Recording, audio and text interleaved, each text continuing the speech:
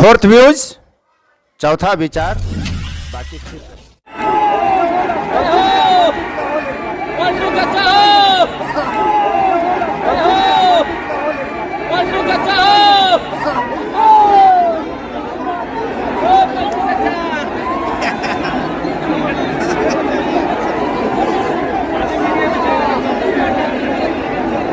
आपने वीडियो में देखा पलटू चाचा हो।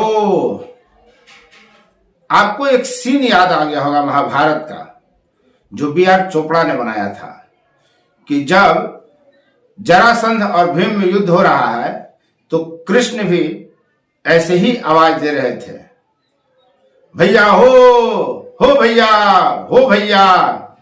आपने वीडियो में देखा, आपको याद आ गया होगा महाभारत का वह दृश्य। ये लोग जो पलटू चाचा मुर्दाबाद, पलटू चाचा हो का नारा बुलंद कर रहे थे, क्या ये राजद के हैं या कोई गहरी साजिश है?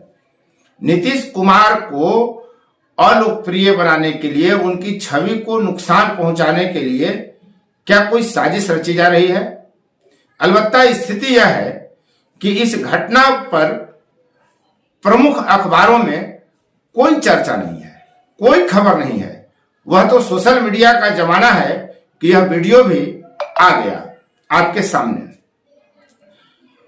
इसका दूरगामी प्रभाव क्या होगा और यह क्यों हो रहा है? पहली बार ऐसा हुआ है कि भाजपा के शीर्ष नेतृत्व अमित शाह की तरफ से यह कह दिया गया है कि नीतीश कुमार के लिए भाजपा का दरवाजा बंद हो गया है।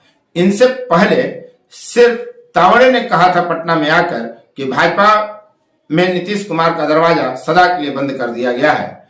आप देख रहे हैं फोर्थ व्यूज और मैं उपेंद्र कश्यप। बिहार पॉलिटिक्स, राजनीति में आमतौर पे दरवाजे नहीं होते। कोई किसी के लिए दरवाजा नहीं खोलता, ना कोई किसी के लिए दरवाजा बंद करता है। यहाँ खिड़कियां होती हैं जो समय के अनुसार, परिस्थिति के अनुकूल जब परिस्थिति बनती है तो उसे खोला या बंद किया जाता है। राजनीति में कब कौन किसके साथ चला जाएगा यह तय नहीं है। यदि नीतीश कुमार पलटू चाचा है, याद करिए नीतीश को पलटू चाचा का शब्द कब मिला? ये राजद की तरफ से दिया गया था। लालू प्रसाद ने कहा था पलटू राम, फिर तेजस्वी यादव ने उनको पलटू चाचा कहा।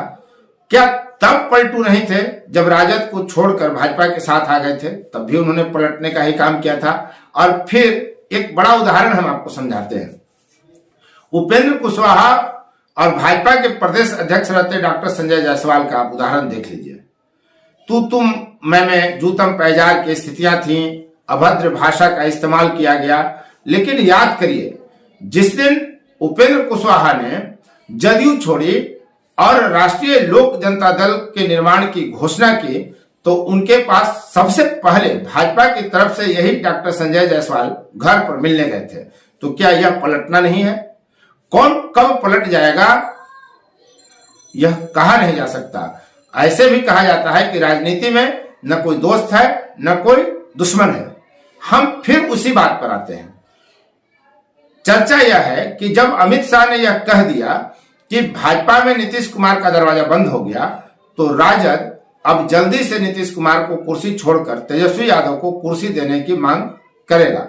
जब तक गाहे बगाहे राजद के जो नेता हैं दूसरी तीसरी कतार के, वे लगातार यह कह रहे हैं कि नीतीश कुमार आप राष्ट्रीय राजनीति में जाइए, बिहार की गद्दी तेजस्वी यादव को सौंप दीजिए। विवाद जब तक बढ़ते रहता है। एक बार ललन सिंह ने यह कहा कि नीतीश कुमार 25 में भी मुख्यमंत्री हैं और 25 में क्या होगा इसकी चर्चा बाद में। उनके दिग्गज नेता है केसी त्यागी, उन्होंने कह दिया कि 25 तो छोड़िए 30 तक नीतीश कुमार नेतृत्व करेंगे, इतना शारीरिक रूप से सक्षम है और मानसिक रूप से भी। लगे हाथ तेजस्वी यादव ने भी कह दिया कि हमको कोई हड़बड़ी नहीं है मुख्यमंत्री बनने का, वो 30 तक भी इंतजार कर सकते हैं, उम्र भी है। ऐसी परिस्थिति के बीच जब अमित शाह यह कह गए कि नीतीश कुमार का भाजपा के लिए दरवाजा बंद हो गया, तो माना यही जा रहा है कि अब राजद के जो दूसरी तीसरी कतार के नेता हैं वे नीतीश कुमार पर दबाव बढ़ाएंगे। नीतीश कुमार इसलिए भी जाने जाते हैं कि वो किसी का ताव बर्दाश्त नहीं करते हैं। किसी के द्वारा अपनी उपेक्षा बर्दाश्त नहीं करते। लेकिन याद करिए कि नीतीश कुमार को 2-2 घंटे कार्यक्रम में तेजस्वी यादव का इंतजार करना पड़ रहा है। वो आपा खोद रहे हैं, जब किसान अंग्रेजी में बोल रहा है, इंग्लिश में बोल रहा है, तो ये आपा खो जाते हैं, विरोध करते हैं। तो नीतीश कुमार की जो मन स्थिति है शायद सही नहीं मानी जा रही है। ऐसे तो वे कतई नहीं थे, लेकिन राजनीतिक परिस्थितियां ऐसी हैं, जैसा कि शहाबुद्दीन ने कहा भी था कि परिस्थितियों के मुख्यमंत्री हैं नीतीश कुमार। यह कुछ कुछ दिखता है कि भाजपा में जब इनकी एंट्री बंद हो जाएगी, तावड़े के कहे जाने के बाद लगातार यह हमला होता रहा नीतीश कुमार पर कि वे अपनी कुर्सी छोड़ दें और तेजस्वी यादव को उस कुर्सी पर बिठा दें। अब जब अमित शाह ने ही कह दिया कि उनकी वापसी संभव नहीं है, तो हो सकता है कि और राजद का दबाव बढ़े। दूसरी तरफ स्थिति यह है कि भाजपा एन केन प्रकारेण अब यह तय हो गया है कि नीतीश कुमार के खिलाफ हमलावर है। शायद नीतीश कुमार को यह बात समझ में आ गई है कि वो लालू और तेजस्वी पर जितना हमला करेगा उतना ही उनका आधार वोट राजद के साथ आक्रामक रूप से चिपका रहेगा।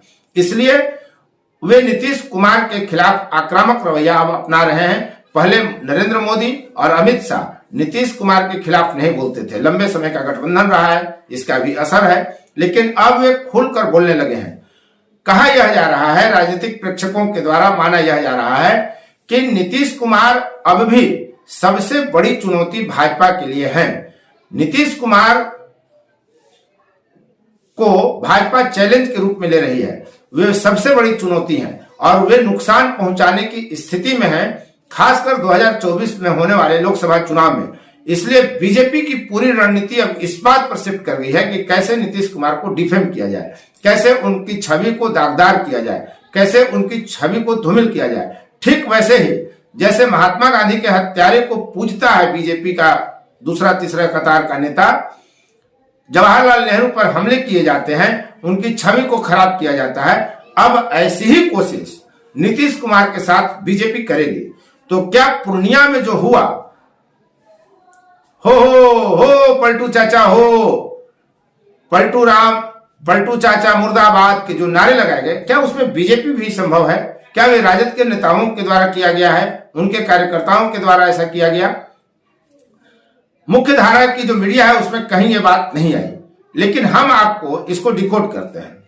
भाजपा के शीर्ष बिहार स्तर पर नेता रहे एक नेता का साफ कहना है कि जब राजद में मंत्रियों की औकात नहीं बची इस सरकार में, जब राजद के मंत्रियों को इस्तीफा देना पड़ रहा है, चुप रहना पड़ रहा है, समझौता करना पड़ रहा है, तो क्या किसी कार्यकर्ता को तब साहस होगा जब मंच पर नीतीश कुमार के साथ तेजस्वी यादव हो, जिला स्तरीय पार्टी के कई नेता हों, वहां पर पार्टी का कार्यकर्ता राजद का झंडा लेकर और हो पलटू चाचा हो, नीतीश कुमार मुर्दाबाद का नारा लगाए? यह थोड़ा असहज लगता है, यह कतई संभव नहीं लगता, क्योंकि जो भी व्यक्ति होगा उसके पहचाने जाने का खतरा होगा और यह पोल पट्टी भी खुल सकता है कि उसे कौन राजद का नेता ले गया। ऐसे में उस राजद के नेता का करियर बर्बाद हो सकता है। इसलिए यह मुश्किल है मान लेना कि जो लोग नीतीश चाचा मुर्दाबाद, पलटू चाचा मुर्दाबाद, हो पलटू चाचा हो का नारा बुलंद कर रहे थे पूर्णिया में दर्शक दीर्घा में बैठकर, वे राजद के हों। कहा यह जा रहा है कि यह भाजपा की एक साजिश हो सकती है, भाजपा के लोग हो सकते हैं और भीड़ में, रैली में, महारैली में, जुलूस में, तो भीड़ का हिस्सा किसी भी विचारधारा का व्यक्ति बन सकता है। विरोधी विचारधारा के लोग भी उसमें शामिल हो सकते हैं और अपना मकसद साधने के लिए नारेबाजी कर सकते हैं, झंडा बुलंद कर सकते हैं।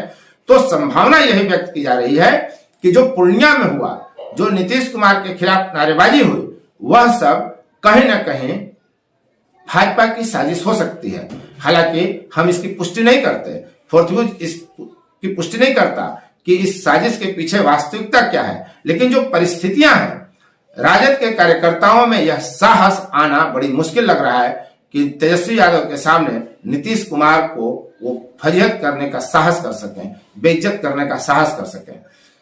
तो राजद भी इस मोर्चे पर शायद यही अब आने वाले समय में कहेगी कि यह भाजपा की साजिश है। फिलहाल मुख्य धारा की मीडिया में इस बात का नहीं आना भी कहीं ना कहीं अपच करता है। जिस तरह से भाजपा जवाहरलाल नेहरू को, इंदिरा गांधी को, महात्मा गांधी को फजीहत कर रही है। आने वाले दिन में हम देखेंगे कि हो सकता है कि नीतीश कुमार का भी कोई फोटो वायरल हो, उनके खिलाफ कोई बातें सामने आए, इसलिए कि आईटी सेल है और आईटी सेल तो सक्रिय ही है।